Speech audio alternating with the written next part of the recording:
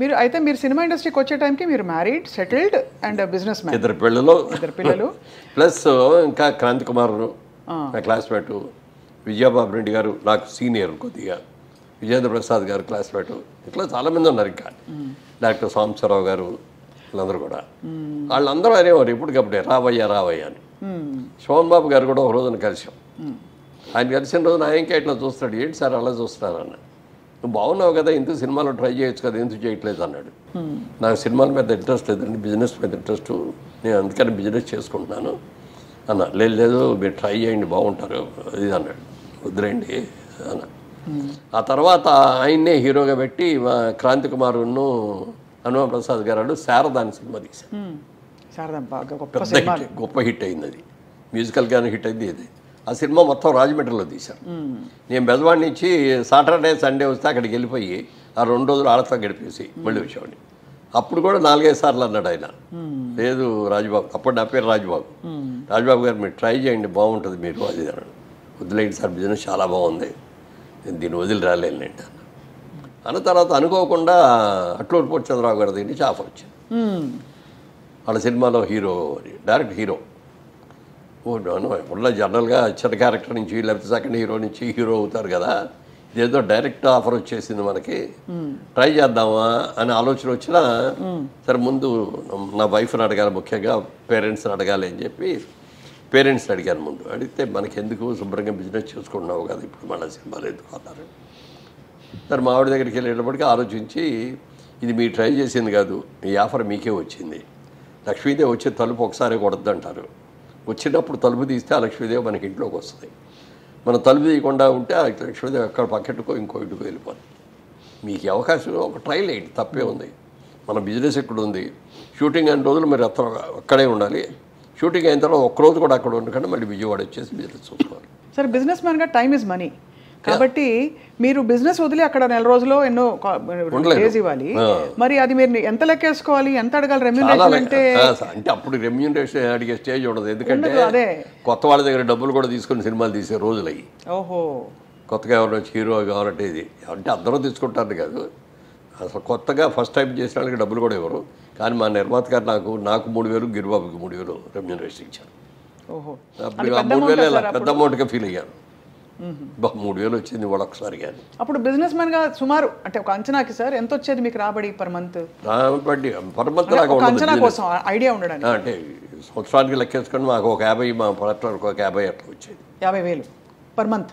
Per month కాదు, per year. ఓహో, ఆ రోజుల్లో పర్ మంత్ అంటే అంత. అదే 50,000 పర్ ఇయర్ అంటే దాదాపు మీరు ఇప్పుడు 3 × 12 అంటే 12 నెలలకి 3,000 లెక్కేసుకుంటే కూడా నాట్ బ్యాడ్, కొంచెం తక్కువ. బట్ అంటే ఉంటాయి కదా సార్ లెక్కలు, ఇప్పుడు ఒక రోజు ఇవ్వాలి. అప్పుడు డబ్బు గురించి ఆలోచించాల, ఇదేదో కొత్త ప్రయత్నం వచ్చింది, ఈ ప్రయత్నంలో కూడా వెళ్ళారు. అప్పుడు నాటకాలు వేస్తూ ఉండేవాడు విజయవాడలో, నాటకాలు ఇంట్రెస్ట్ కూడా ఉంది కాబట్టి ట్రైల్ వేద్దామని అని చెప్పి ఆ దేశం అది సక్సెస్ అవ్వబట్టి అంచెలంచెలుగా పైకి వెళ్ళటం. అక్కడ దాసనారాయణ గారు 2వ సినిమాకి పరిచయం అవటం. ఏమనేవారు సార్ మీ యాక్టింగ్ చూసి అప్పట్లోనే? దాసర్ గారు నా యాక్టింగ్ కంటే కూడా నా సిన్సియారిటీని ఎక్కువ చూసేవారు, నేర్చుకోవాలి అనే ఇది, తర్వాత టైం మెయింటైన్ చేయటం ఒకటి. తర్వాత సినిమా ప్రొడ్యూసర్ హనుమాన్ ప్రసాద్ గారు నాకు క్లోజెస్ట్ ఫ్రెండ్, మా షాప్స్ బిజినెస్లో పక్కనే. ఆయన ప్రొడక్షన్, నేనే ప్రొడక్షన్, మా సొంత సినిమా నటుగా ప్రొడక్షన్ కూడా చేసేవాడిని. బెంగళూరులో జరిగింది షూటింగ్ అంతా. ఈ ఇల్లు బాగుందయ్యా, ఈ షూటింగ్ బాగుంటుంది అని ఆయన అంటే వెంటనే నేను వెళ్ళిపోయి వాళ్ళ దగ్గరికి వెళ్ళి ఐఎమ్ సో అండి, తెలుగు సినిమా షూటింగ్ అండి, మీరు ఇవ్వాలండి అంటే వాళ్ళు వెంటనే ఇచ్చేవాడు. ఇవన్నీ చేయటం, అరేంజ్మెంట్స్ చూడటం, సిన్సియారిటీ ఇవన్నీ చూసి బాగా నచ్చేసింది ఆయనకి. మురళి నిన్ను పెద్ద యాక్టర్ అని చేస్తాను నేను. మురళీమోహన్ అని పేరు వారే పెట్టారు? లేదు, పేరు ఆయన పెట్టారు, అట్లూరు పూర్ణచంద్రరావు పెట్టారు. ఎందుకు సార్ మురళీమోహన్ అనడానికి? అంటే అట్లూరు పూర్ణచంద్రరావు గారు సినిమా మా జగమేమాయి తీసేటప్పుడు నేను హీరో, గిరిబాబు విలన్ను, కబడ్డీ రాజబాబు గారును విజయలలిత గారు వాళ్ళు సీనియర్ యాక్టర్ దాంట్లో. మరి ఆయన రాజబాబే, నేను రాజబాబు అంటే ఎట్లా టైటిల్స్లో మళ్ళీ హీరో రాజబాబు, కమెడియన్ రాజబాబు అని అనుకోవాల్సి వస్తుంది. సేమ్ నేమ్ ఒకటి ఉంది. అతను మంచి ఊపులో ఉన్నాడు, ఇప్పుడు చాలా ఫైల్లో ఉన్నాడు. వేరే పేరు ఏమైనా మారిస్తే బాగుంటుంది, నీ అసలు పేరు ఏంటన్నారు. మా అమ్మ నాన్నగారు పెట్టిన పేరు రాజా రామ్మోహన్ రాయ్ అండి. మా నాన్నగారికి పొలిటికల్ ఇంట్రెస్ట్ తోటి అట్లా పొలిటికల్ నాయకుల పేర్లు, మా తమ్ముడికి వేణుగోపాల్ తిలక్ అని పెట్టారు.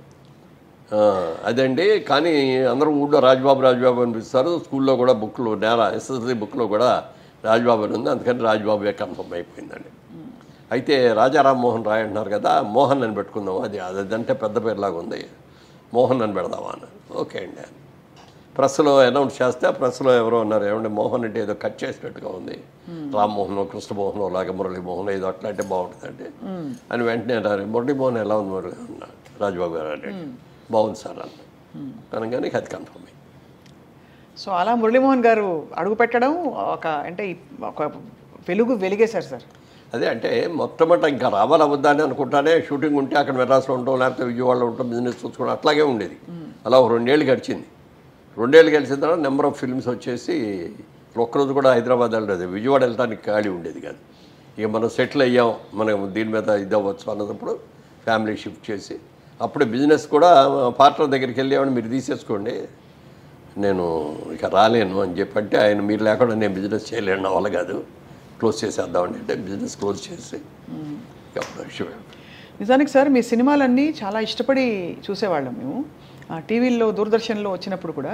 ఎందుకంటే అన్ని పాజిటివ్ ఎండింగ్స్, దాదాపుగా మీవన్నీ కుటుంబ కథ, అన్ని కుటుంబ కథా చిత్రాలు. అండ్ ఎప్పుడూ ఒక మంచి ఇదే కనిపించేది, కానీ ఎక్కడ నెగిటివ్ అవి చాలా తక్కువ, అసలు ఎక్కువ ఉండేవి కాదు. ఇప్పుడు ఈవెన్ టీవీ సీరియల్స్లో లేడీ విల్స్ ఇవన్నీ ఉన్నారు కదా, అందులో అవి కూడా ఉండేవి కాదు. అదే అంటే భరోసాగా ఉండేది, హాయిగా ఉండేది చూస్తే మీ సినిమా. ఇవన్నీ మీకు ఇలా రావడం అనేది, ఇలాంటి రోల్సే, అది మీకు డెస్టినీ అంటారా లేక? డెస్టినీ అని కాదు, కానీ భారతంలో ఒక అమ్మాయిని ఒక సినిమా దాసరి గారు డైరెక్ట్ చేశారు. నేను చంద్రమోహన్ రోజారమణి మేము మెయిన్ క్యాస్టింగ్. అందులో మంచి ఫాస్ట్ క్యారెక్టర్, స్టూడెంట్ లీడర్గా పెద్ద ఇది. ఆ సినిమా చూసిన తర్వాత చాలా బాగా సక్సెస్ అయింది. అది 100 రోజులు ఆడింది. చాలామంది నువ్వు ఈ టైప్ రోల్స్కి వెళ్తే బాగుంటుంది, యాక్షన్ ఫిల్మ్స్కి వెళ్తే బాగుంటుంది అది అన్నారు.